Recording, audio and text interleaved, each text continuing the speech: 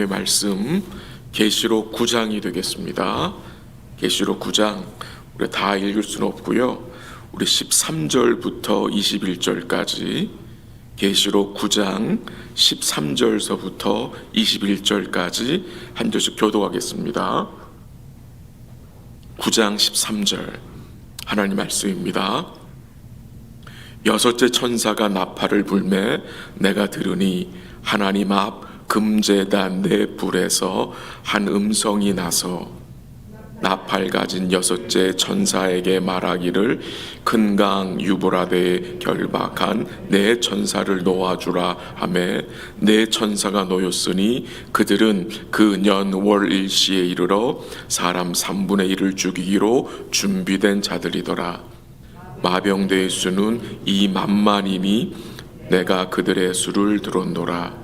이 같은 환상 가운데 그 말들과 그 위에 탄 자들을 보니 불빛과 자줏빛과 유황빛 호심경이 있고 또 말들의 머리는 사자머리 같고 그 입에서는 불과 연기와 유황이 나오더라. 새 재앙 곧 자기들의 입에서 나오는 불과 연기와 유황으로 말미암아 사람 3분의 1이 죽임을 당하니라. 그 말들의 힘은 입과 꼬리에 있으니 꼬리는 뱀 같고 또 꼬리에 머리가 있어 이것으로 해하더라. 이 재앙에 죽지 않고 남은 사람들은 손으로 행한 일을 회개하지 아니하고 오히려 여러 귀신과 또는 보거나 듣거나 다니거나 하지 못하는 금, 은, 동과 목석의 우상에게 절하고 갚게 할게요. 또 그 살인과 복술과 음행과 도둑질을 회개하지 아니하더라. 아멘. 그 읽은 본문에서 오늘 좀 다루고 싶은 내용이 20절과 21절의 내용입니다. 이 20절과 21절에서 반복되는 내용 중에가 하나가 회개하지 아니하니라는 말씀입니다. 그 내용이 20절과 21절에서 반복이 됩니다. 예수님을 믿는 자와 믿지 않는 자의 차이점 중에 하나는 회개입니다. 회개가 무엇입니까? 회개는 잘못된 행동을 반성하고 고치는 것입니다. 회개에는 도덕적인 부분이 반드시 포함되어 있어야 합니다. 근데 그게 전부는 아닙니다. 세례 요한이 회개하라 천국이 가까웠느니라는 말씀을 선포했고요. 예수님도 하나님의 나라가 가까웠으니 회개하고 복음을 믿으라고 증거하셨습니다. 여기서 회개하라는 말씀의 의미는 return입니다. 돌아오라는 의미입니다. 하나님을 떠나 세상을 향한 삶에서 유턴하는 것입니다. 하나님께로 돌아오는 것이 회개입니다. 말씀으로 돌아오는 것이 이 회개의 본질인 것입니다. 이 하나님께로 돌아오는 의미의 회개를 잘 보여준 내용이 탕자의 비유라고 생각됩니다. 작은 아들은 아버지의 유산을 미리 받아서 아버지의 집을 떠났습니다. 타국에 가서 자기 마음대로 방탕한 삶을 살다가 굶어 죽을 지경이 되자 어떻게 합니까? 잘못을 뉘우치고 아버지께로 돌아왔습니다. 이 탕자의 비유에서 강조되는 내용은 이 작은 아들이 얼마만큼 자신을 반성하고 뉘우쳤느냐도 있겠지만 중요한 초점은 아버지께로 돌아왔다는 것입니다. 만약 그 작은 아들이 아버지께로 돌아가지 않고 단순히 자기 잘못만 이제 뉘우쳤다고 하면은 그 회개는 온전한 회개가 될 수 없을 것입니다. 회개는 하나님 아버지께로 돌아오는 것입니다. 이 돌아온 아버지께로 돌아온 이 작은 아들은 어떻게 됩니까? 그 아들을 기다리던 아버지와 다시 관계가 회복이 되고 그 아들의 신분을 아버지가 다시 회복해 주셨다는 것입니다. 그래서 우리가 회개를 하나님께로 돌아간다는 의미로 이해할 때에 이 회개는 행동도 중요하지만 우선적으로 무엇이 강조돼야 합니까? 마음입니다. 마음. 회개는 단회적 사건이 아니라 지속적으로 실천되어야 할 성도의 과제입니다. 이 참된 회개는 그래서요, 성령의 거듭남의 열매입니다. 성령으로 거듭나야 회개할 수 있어요. 즉 복음 안에서 주어지는 하나님의 구원의 은혜가 회개라는 것입니다. 이 거듭남의 은혜가 임해야 이 회개의 삶을 지속적으로 말씀과 성령 가운데 살아갈 수 있어요. 주님을 의지해야 죄와 싸울 수 있고 주님과의 관계를 누리며 그 안에서 우리가 뭐합니까? 회개에 합당한 열매, 곧 주의 형상을 닮아가는 삶을 살 수 있다는 것입니다. 오늘 본문에 보면은요, 여섯째 천사가 나팔을 불 때에 하나님 앞 금제단 네 불에서 한 음성이 들립니다. 그 음성이 어떤 음성이었습니까? 14절 한번 읽어볼까요? 시작.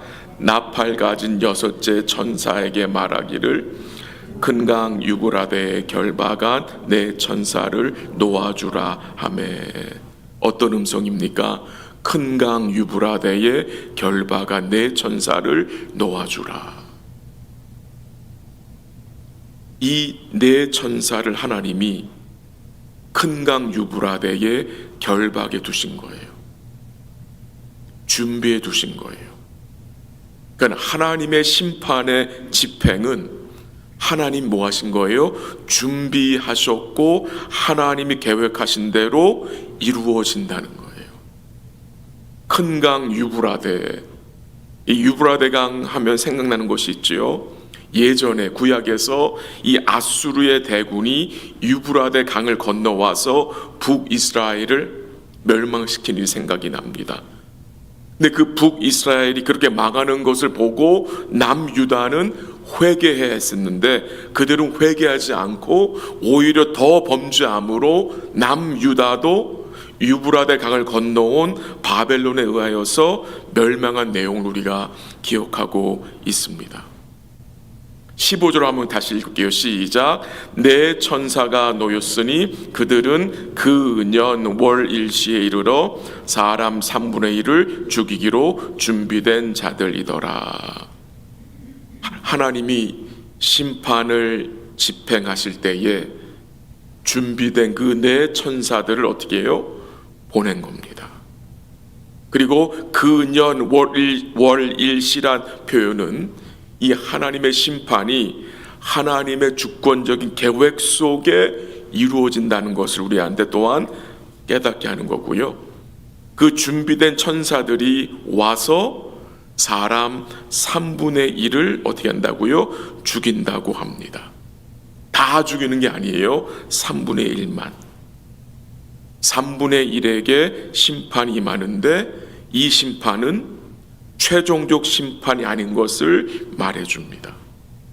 지금 계시록에 나오는 7인 심판, 7 나팔 심판이 지금 우리가 보고 있는 내용이고, 또 우리가 보게 될 7 대접 심판은 모두 역사 속에서 반복적으로 나타나는 것이라고 말씀을 드렸습니다. 그 다음에 또 계속 나오는 내용이 어떤 내용이냐? 16절 한번 읽어봅니다. 시작. 마병대의 수는 2만만이니 내가 그들의 수를 들었노라.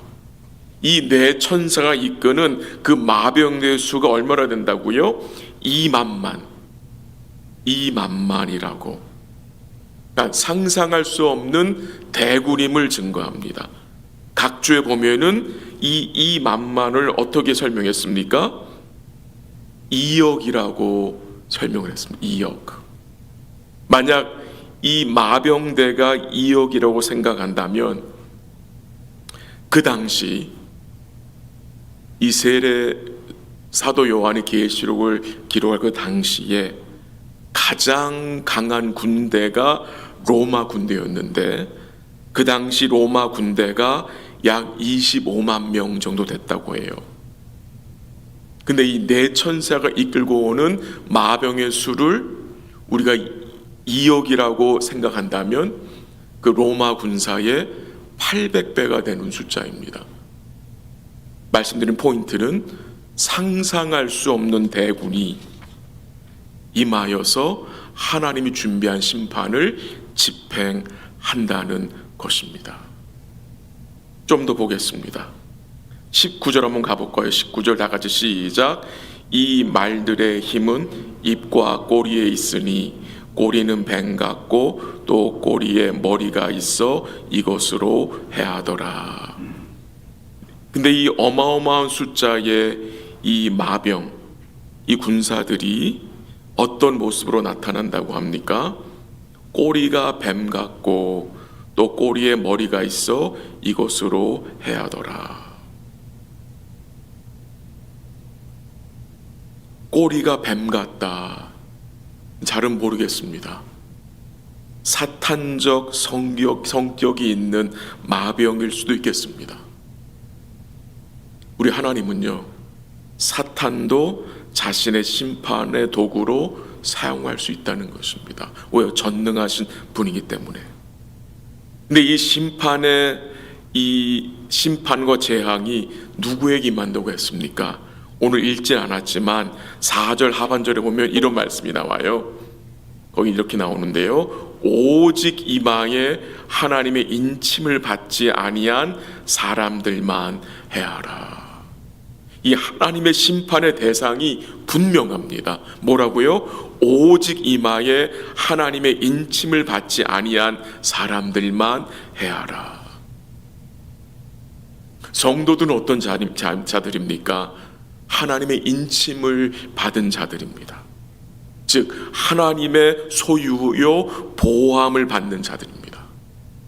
그러나 이 심판을 받는 자들은 하나님의 인침을 받은 자들이 아닙니다. 예수를 부인하는 자들입니다. 이 하나님의 심판에서 살아남은 자들이 있었습니다. 그 내용이 20절에 나옵니다. 근데 그 살아남은 자들이 어떻게 반응을 했습니까? 한번 20절 읽어볼까요? 다 같이 시작. 이 재앙에 죽지 않고 남은 사람들은 손으로 행한 일을 회개하지 아니하고 오히려 여러 귀신과 또는 보거나 듣거나 다니거나 하지 못하는 금, 은, 동과 목속의 우상에게 절하고. 이 재앙에서 살아남은 자들이 있었는데 그들이 어떻게 반응을 했어요? 거기 20절 중간에 보면은 어떤 말씀이 나옵니까? 회개하지 아니하고. 그리고 중요한 말씀이 또 나옵니다. 오히려 여러 귀신과 또는 보거나 듣거나 다니거나 하지 못하는 금은 동과 목속의 우상에게 절했다고 증거하고 있습니다. 하나님의 재앙이 임하는데 이들은 회개는커녕 회개하기를 거부하고 오히려 여러 귀신들과 우상들을 섬겼다는 것입니다. 이 사람들의 마음이 얼마나 완악한지를 우리로 깨닫게 하는 내용입니다. 여전히 그들이 어떻게 된 상태에 있다는 말입니까? 속은 상태입니다. 속았어요. 미혹된 겁니다. 누구에게? 귀신들에게. 보지도 못하고 듣지도 못하고 다니지도 못하는 금, 은, 동과 나무와 돌들을 섬기는 거예요. 속아서. 속은 상태잖아요. 하지 아니하더라. 즉 이런 내용들이 우리에게 뭘 깨닫게 합니까? 그들이 심판받아야 할 마땅할 존재라는 것을 역설적으로 우리한테 보여주는 것 같습니다. 말씀을 정리합니다. 이 죄는 결국 예수님을 믿지 않는 것입니다. 조금 이렇게 바꿔서 말씀을 드리면 회개는 무엇입니까? 예수님을 믿는 것입니다. 참된 회개는 오직 예수님만 믿고 주님께로 돌아가는 것입니다. 우리의 마음을 다른 것에 두지 않고 주님께 두는 것이 이 참된 회개의 삶입니다. 감사한 것은요, 우리 주님이 어떤 분이십니까? 회개시키실 자들을 회개케 하십니다. 주님 말씀하셨습니다. 내가 온 것은 의인을 부르러 온 것이 아니요 죄인을 부르러 왔다라고 말씀하셨습니다. 돈이 전부인지 알고 살던 그 세리장 삭개오를 주님 어떻게 하셨어요? 찾아와서 불러주셨습니다. 참 만족을 모르고 살던 그 사마리아 여인을 주님이 어떻게 하셨습니까? 그가 살고 있는 그 동네까지 찾아와서 부르시고 그 여인에게 영혼의 생수를 주셨잖아요. 하나님께서 여러분과 저를 찾아오셔서 불러주셨습니다. 이 부르심의 은혜를 우리가 받은 자들 아닙니까? 그 하나님의 부르심의 은혜가 얼마나 놀라운 은혜입니까? 오늘 하루도 우리 사랑하는 성도님들, 부르심을 받은 복된 자들답게, 주님의 은혜로 주님께 돌아온 자들답게 오늘 우리의 삶에서 회개에 합당한 열매를 주의 은혜 의지하여 맺으시고요, 우리 주님과 우리 아버지와 복된 관계 누리시며 우리 주님 인정하시며 또한 말씀 가운데 돌이켜야 할 부분들을 돌이킬 수 있는 복된 은혜가 우리 모두에게 임하기를 주의 이름으로 간절히 기도합니다. 한번 기도하겠습니다. 하나님 아버지, 감사합니다. 우리를 불러 회개케 하신 은혜를 감사합니다. 이 참된 회개의 삶이 또한 어떤 것인지를 또 다시 말씀을 통해서 리마인드 시켜주심에 감사합니다. 우리 마음에 다른 것 두지 않도록 우리의 마음을 지켜주시고 우리의 믿음의 눈과 마음이 오직 주님께 초점을 맞출 수 있도록 주님 도와 주시옵소서. 오늘도 우리 주님의 그 은혜의 부르심을 받은 자들답게, 주께로 돌아온 자들답게 회개에 합당한 열매를 맺게 하시고 우리를 불러주신 우리 주님과 우리 하나님 아버지와 복된 관계 가운데 살게 하시고 오늘도 말씀 가운데 우리의 숨은 죄악을 회개케 하시며 또한 돌이킬 부분들을 돌이킬 수 있는 은혜와 공유를 허락하여 주시옵소서. 정세가 불안한 조국을 불쌍히 여겨 주옵시고 세우신 리더들과 백성들의 마음이 갈라지지 않도록 나눠지지 않도록 막아주시고 주님이 은혜와 공유를 그 땅에 허락하여 주시옵소서. 또 오늘 아침에 믿음으로 간구하는 주의 백성들의 간구를 들어주시고 하나님의 때에 응답하시고 오늘 기도하는 가운데 주님 의지하고 바라보고 우리 마음속에 주님 주시는 그 평안과 그 위로로 우리의 심령이 새로워질 수 있도록 복을 내려 주시옵소서. 모든 것을 주께 감사드리며 예수님의 이름으로 기도합니다. 아멘. 기도하시다가 돌아가시기 바랍니다.